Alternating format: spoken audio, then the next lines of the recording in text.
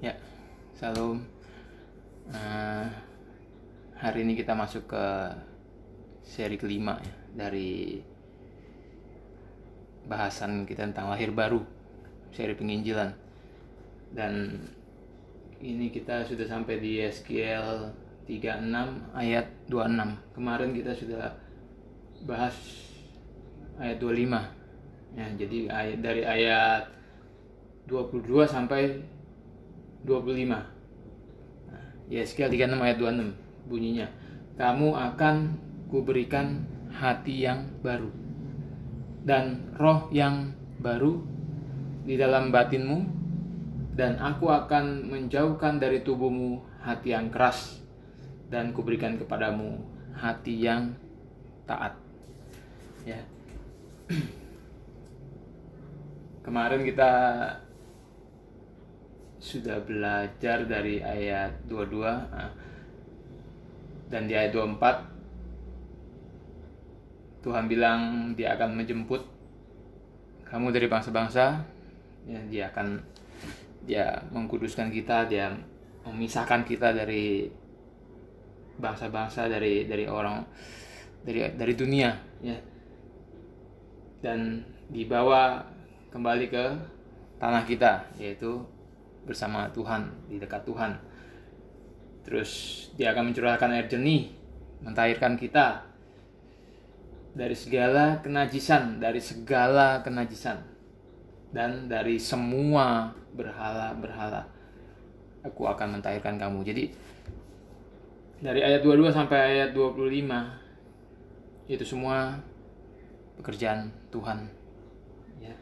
Kita bisa lihat dari kata aku, ya, semua menunjuk pada pribadi Tuhan. Jadi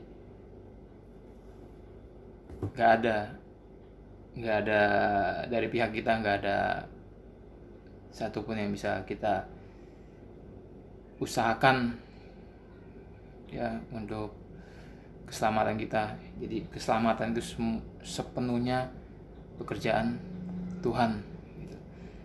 Kalaupun kita bisa mengambil keputusan untuk bertobat, percaya, ya itu betul, itu keputusan, tanggung jawab kita sebagai manusia, sebagai orang yang diselamatkan. Kita nggak bisa membuang tanggung jawab gitu aja, walaupun semuanya pekerjaan Tuhan, tapi kita nggak bisa membuang tanggung jawab manusia. Nah, walaupun itu keputusan, tapi keputusan itu Tuhan yang bekerja di dalam kita. Maka seluruhnya itu, keselamatan itu semuanya pekerjaan Tuhan, anugerah, kasih karunia. Ya, jadi makanya bagi Anda yang menolak ini, berarti Anda menolak kasih karunia. Itu hati-hati. Saya sudah bilang itu sangat berbahaya. Ya. Kenapa? Dan dia melakukan semua ini bukan dengan paksaan. Ya, jadi ketika Tuhan menyelamatkan seseorang, melahirbarukan seseorang, dia tidak melakukan dengan paksaan, gitu. Nggak perlu paksa, nggak perlu dirantai, nggak perlu dicambuk, nggak perlu disiksa, ya. Dia nggak perlu maksa. Karena kenapa? Dia hanya perlu mengganti hati kita yang lama, diganti dengan hati yang baru, ayat 26. Ya, jadi hati itu pusat dari kita. Pusat dari kita diganti dengan yang baru. Dan diberikan roh yang baru, yaitu rohnya dia, Roh Kudus. Ya, itu ada di ayat 27. Rohku akan kuberikan diam dalam batinmu. Jadi kalau pusatnya diganti, terus dikasih Roh Kudus, berubah nggak? Pasti berubah, nggak mungkin nggak berubah, ya. Kalau Anda sudah berurusan dengan Tuhan, Anda pasti berubah, ya. Jangankan dengan Tuhan, kalau Anda lagi jalan di pinggir jalan misalkan, di atas trotoar, terus tiba-tiba dari belakang Anda ditabrak truk, jeger, ya. Mungkin nggak Anda bisa bangun lagi?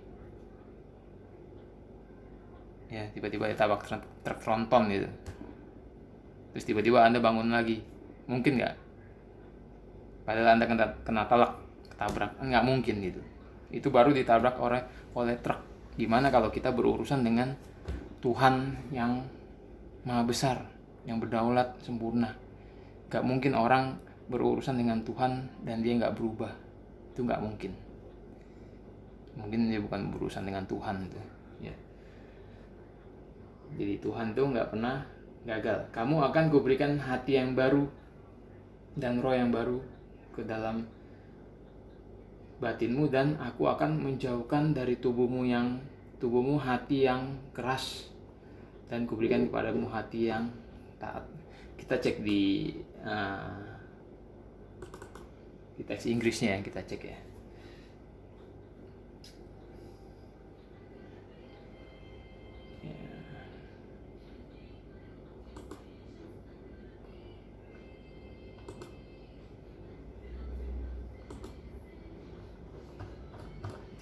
Ayat 26.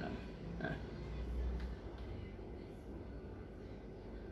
And I will remove the heart of stone, yeah, from your flesh and give you a heart of flesh.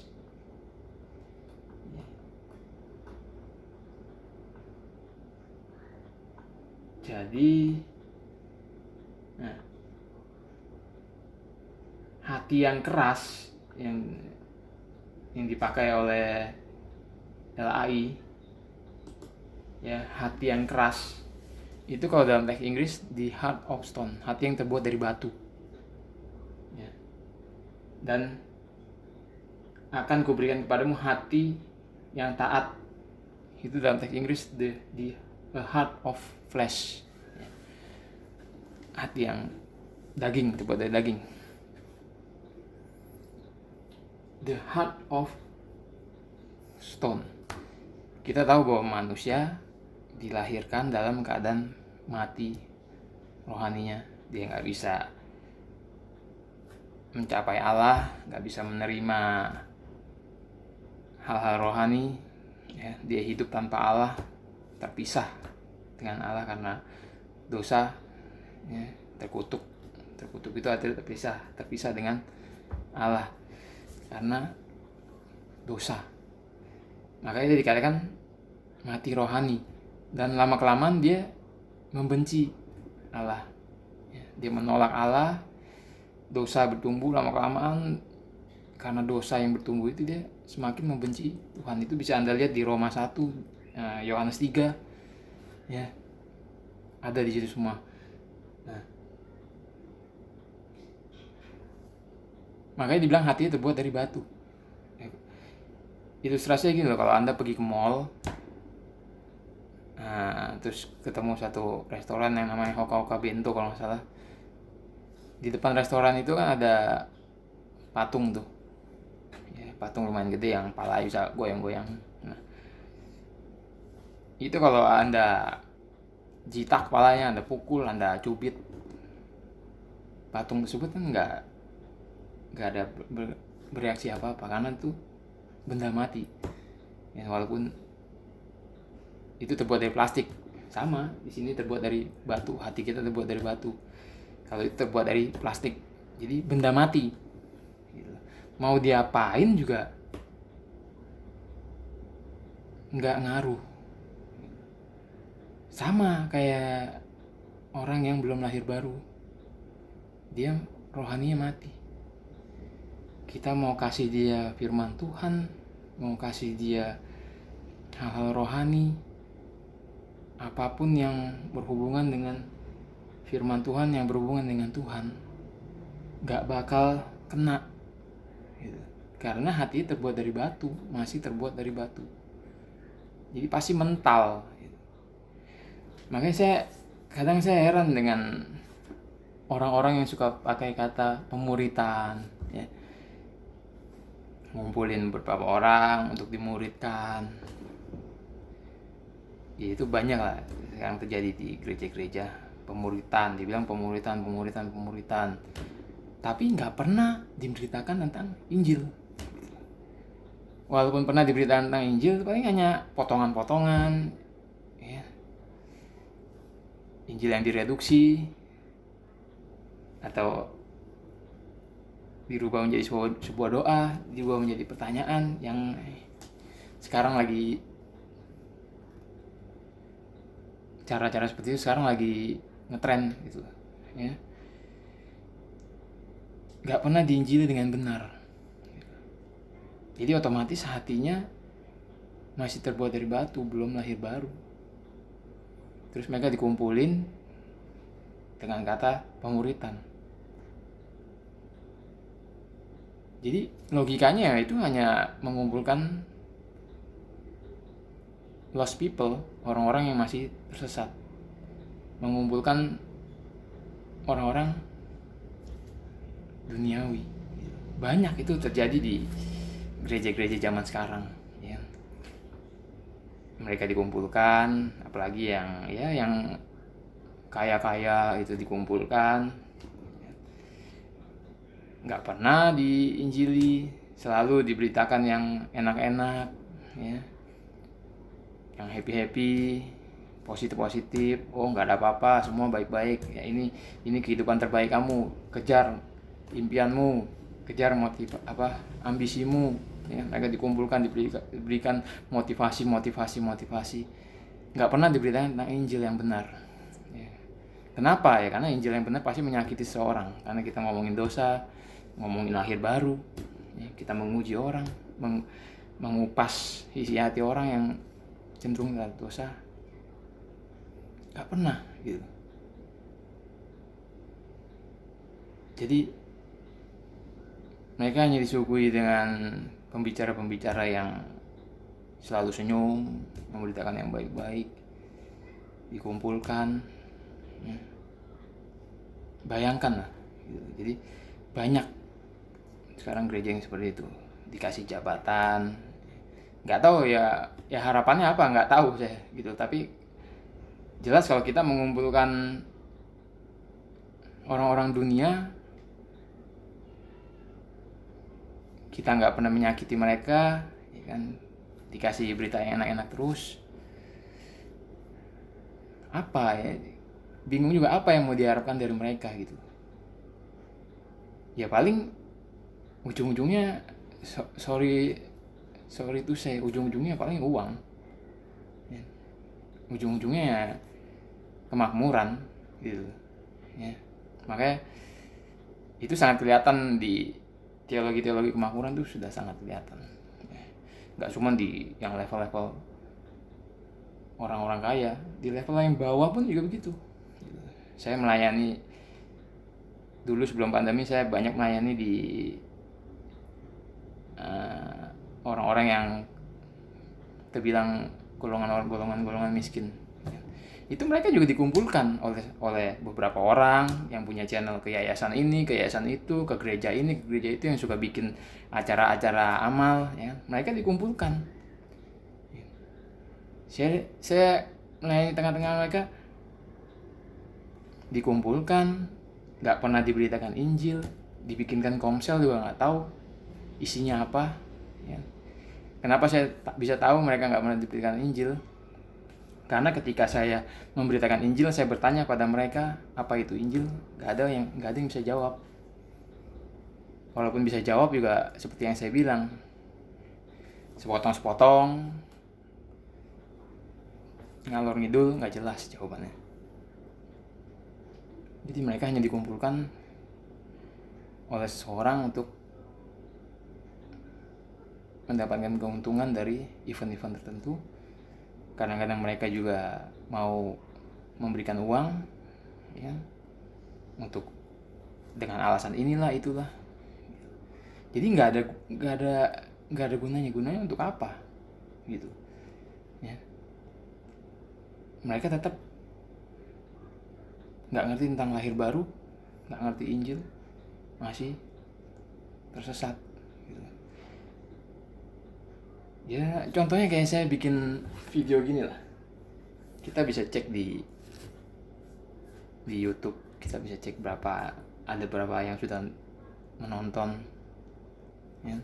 Kan kelihatan orang yang senang dengan berita tentang dukun, berita tentang lahir baru, berita tentang Injil tuh kelihatan dari jumlah penontonnya kan kelihatan gitu ya. Memang banyak memang di YouTube video-video tentang penginjilan ya, lahir baru, tapi kita bisa bandingkan dari viewernya tuh kelihatan orang yang senang sama Injil dan senang sama berita yang lain. Memang di akhir zaman ini orang akan mengumpulkan pemberita-pemberita yang hanya memberitakan apa yang mereka mau gitu ya, yang memuaskan telinga mereka sendiri ya. Jadi percuma di dalam, karena hatinya terbuat dari batu, mati. Kalau di Perjanjian Baru itu ilustrasinya tuh pernah diajarkan oleh Yesus dalam perumpamaan yang dia terapkan tuh di kisah Lazarus ya. Lazarus sudah 4 hari mati, tiba-tiba dia panggil Lazarus keluar, Lazarus keluar ya. Lazarus sudah mati 4 hari ya. Mestinya logikanya kalau dia dipanggil keluar, dia keluar nggak mungkin dia keluar, dia kan dia sudah mati. Sama orang hatinya, orang yang belum lahir baru, hati terbuat dari batu, benda mati ya. Itu kita mau apain, mau kita kasih siraman rohani apapun, firman apapun, pasti mendal. Memang kelihatannya mereka terima gitu, mereka bisa mengerti apa yang kita beritakan, mereka ngerti. Tapi itu seperti apa ya, benih yang ditabur di, itu ada di 4 macam benih ya.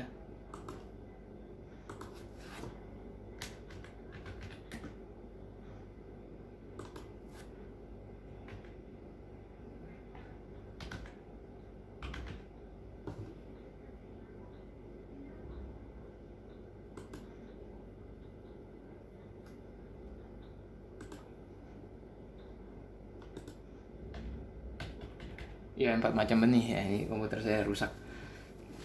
Jadi mereka menerima tapi nggak mengerti, nanti di benih yang tabur itu direbut oleh si jahat gitu. Anda bisa cek di perumpamaan dari 4 macam tanah ya. Ada yang tanah berbatu, tanah yang pinggir jalan, terus tanah yang subur, satu lagi tanah yang apa itu ya. Nah jadi percuma gitu kalau hati mereka masih mati, terbuat dari batu, benda mati. Kita mau beritakan apapun percuma. Jadi satu-satunya obat itu hanya penginjilan gitu. Hanya berita Injil ya, jadi lahir baru harus ada berita Injil, terus mereka bertobat dan percaya Injil, diselamatkan, mendapat konfirmasi dari Tuhan. Nah, dan gak cuma itu doang, hati mereka diganti dengan yang baru dan diberikan Roh Kudus. Di situ baru hati mereka digantikan dengan hati yang, kalau teks Inggrisnya, the heart of flesh ya, and give you a heart of flesh. Jadi flesh ini, daging ini bukan bicara tentang negatif ya, daging itu kedagingan, itu dosa, bukan. The heart of flesh ini lawan kata, kebalikan dari the heart of stone. Jadi, kalau hati yang terbuat dari batu itu keras, gak bisa diapa-apain, nah, diganti dengan hati yang lunak, yang daging. Nah, makanya teks Indonesia mengatakan, ku berikan kepadamu hati yang taat. Gitu. Jadi ketika Yesus menyuruh Lazarus keluarlah. Saat itu juga Tuhan bekerja di dalam kubur itu, memberikan nafas kehidupan buat Lazarus. Jadi kalau bukan pekerjaan Tuhan, Lazarus nggak bakal keluar. Sama juga dengan penginjilan. Gitu. Harus ada peristiwa lahir baru itu, harus ada Injil, pertobatan, percaya Injil, keselamatan. Jadi harus ada pekerjaan Tuhan, pekerjaan Roh Kudus. Kalau Roh Kudus nggak bekerja dalam hati orang itu, menggantikan pusat dari dirinya, hatinya diganti dengan yang baru, diberikan Roh Kudus, didiami oleh Roh Kudus. Percuma kalau bukan Tuhan yang bekerja. Sama seperti Yeskiel ketika dia berdiri di depan tulang belulang, ya, Tuhan suruh hidupkan mereka gitu kan. Yeskiel nggak bisa apa-apa, dia cuma bisa bilang hanya Engkau yang tahu Tuhan, mereka ini bisa bangun, bisa hidup kembali atau enggak gitu. Jadi kita juga begitu, ketika kita seorang pemberita firman, kita memberitakan firman, kita sama seperti ngomong ke orang-orang mati. Ya, ketika kita memberitakan Injil, kita seperti bicara ke orang mati. Mereka ngerti kita ngomongin tentang Injil, Yesus mati, mereka bisa mengerti dengan logika ya. Tapi kalau Roh Kudus nggak bekerja dalam dirinya, menggantikan rohnya dengan yang baru dan mendiami dirinya dengan Roh Kudus, mereka tetap mati, ya, tetap belum diselamatkan gitu. Jadi kita mau pemuritan atau komsel, mengumpulkan orang, ya, itu yang penginjilan itu akan sangat penting. Cuman sekarang jarang penginjilan tuh menjadi berita yang sangat jarang diberitakan. Ya, pemuritan mereka dikumpulkan, yang diberitakan ya seperti yang saya bilang tadi lah. Ya, nggak usah saya ulang-ulang lagi, lucu, malas ngulangnya. Jadi sangat memprihatinkan ya, kekristenan sekarang sangat memprihatinkan. Memang akan sangat sedikit yang banyak yang dipanggil, sedikit yang dipilih ya.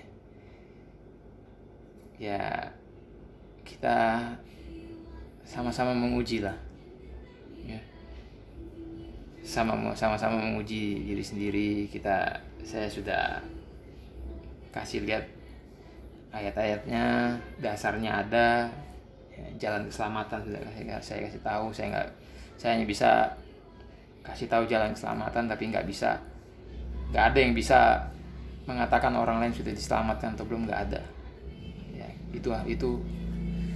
Itu wewenangnya Tuhan secara pribadi.